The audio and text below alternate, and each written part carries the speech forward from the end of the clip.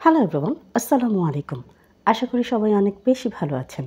আলহামদুলিল্লাহ, আমিও ভালো আছি। আজকে আপনাদের সাথে শেয়ার করতে যাচ্ছি খুবই মজাদার একটি রেসিপি, আর সেটি হচ্ছে দই রুই।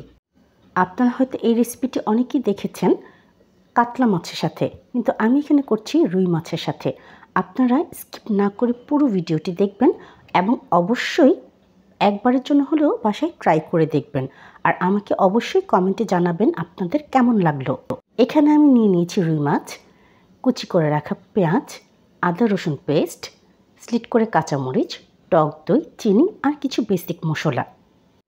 এখানে আমি একটি প্যানে প্রথমে তেল দিয়ে নিচ্ছি পরিমাণ মতো। তেল গরম হয়ে যাবার পরে এর মধ্যে আমি দিয়ে দিচ্ছি ধুয়ে রাখা রুই মাছ। এই মাছগুলো কিন্তু ধুয়ে লবণ দিয়ে মেখে রাখা হয়েছিল, যাতে করে মাছের ভিতর পর্যন্ত লবণ খুব ভালো করে ঢুকে যায় আর মাছের টেস্ট কয়েক গুণ বেশি বেড়ে যায়। মাছের এক পিঠ যখন ভাজা হয়ে যাচ্ছে, আমি অপর পিঠ উল্টে দিচ্ছি খুব জেন্টলি, যাতে করে মাছগুলো ভেঙে না যায়। Please subscribe to my channel and press the bell icon, তাহলে নোটিফিকেশনটি সবার আগে আপনার কাছে যাবে আর ভিডিওটি সবার আগে আপনি দেখতে পাবেন। মাছগুলো যখন দুপিঠি ভাজা হয়ে গেছে, তখন আমি তুলে সাইড করে রেখে দিচ্ছি। প্লিজ আপনারা আমার চ্যানেলটিকে সাবস্ক্রাইব করে দিবেন, ফলো করে দিবেন আমার ফেসবুক পেজটিকে এবং ইনস্টাগ্রাম আইডিটিকেও ফলো করে রাখবেন। তাহলে ভিডিও আপলোড হওয়ার সাথে সাথেই আপনারা সেই ভিডিওগুলো দেখতে পাবেন, আমি আপনাদের সাথে শেয়ার করতে পারবো। এবার একই তেলের মধ্যে আমি দিয়ে দিচ্ছি কুচি করে রাখা মিডিয়াম সাইজের 4টি পেঁয়াজ। পেঁয়াজগুলি যখন ভাজা হয়ে আসবে বা কিছুটা পরিমাণে সফট হয়ে আসবে, তার মধ্যে আমি দিয়ে দিচ্ছি একে একে করে 1 চা চামচ পরিমাণে আদা ও রসুনের পেস্ট।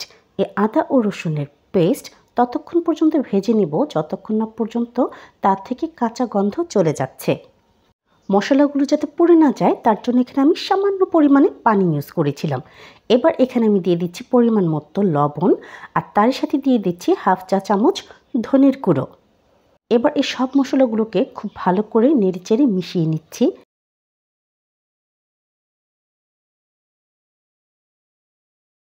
এবার এখানে আমি দিয়ে দিচ্ছি পরিমাণ মতো পানি, আর পানি দেওয়ার পরে খুব ভালো করে মশলাগুলোকে আমি কষিয়ে নেব, যাতে করে এ থেকে কোনোভাবেই কাঁচা গন্ধ না আসে।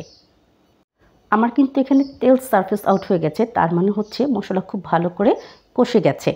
এবার এখানে আমি ইউজ করছি ফ্যাটানো 3 টেবিল চামচ পরিমাণে টক দই। এই টক দই আমার বাইরের থেকে কেনা ছিল, যে কারণে একটু লিকুইডই বেশি হয়ে থাকে, কিন্তু আমরা ঘরে যে টক দইগুলো বানাই তার কোয়ালিটি এবং কোয়ান্টিটি অনেক বেশি ভালো হয়ে থাকে। Please subscribe to my channel, like, comment, share more and more. তাতে করে আমি খুব বেশি মোটিভেট হয়ে যাই এবং আমার ভিডিও বানানোর আগ্রহ অনেক বেশি বেড়ে যায়, আর আমি সেই ভিডিওগুলো আপনাদের সাথে শেয়ারও করতে পারি। টক দই দেওয়ার সাথে সাথে কিন্তু মশলাগুলো খুব ভালো করে নাড়তে থাকবেন, তা না হলে কিন্তু টক দই ফেটে যায়। এবার এখানে আমি দিয়ে দিচ্ছি পরিমাণ মতো পানি।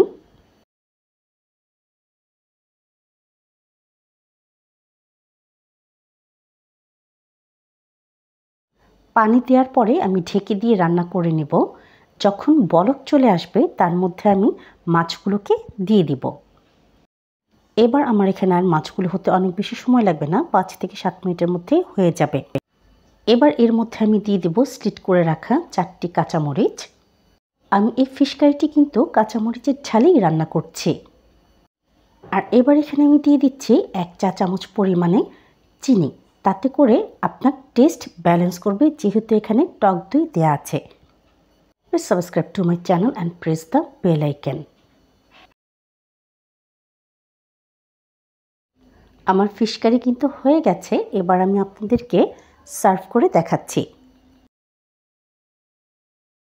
দেখতেই পাচ্ছেন আপনারা কি পরিমাণে সুন্দর লাগছে দেখতে, আর আলহামদুলিল্লাহ এর টেস্ট হয়ে থাকে অসাধারণ। আপনারা চাইলে ভাতের সাথেও খেতে পারেন, কিন্তু আমি এটাকে প্রেফার করি খেতে পোলাওর সাথে। জাস্ট অসম। যদি আপনাদের আমার ভিডিওটি ভালো লেগে থাকে, তাহলে সাবস্ক্রাইব করে দিবেন আমার ইউটিউব চ্যানেলটিকে, ফলো করে দিবেন আমার ফেসবুক পেজ ও ইনস্টাগ্রাম আইডি তিন্নাস কিচেনকে।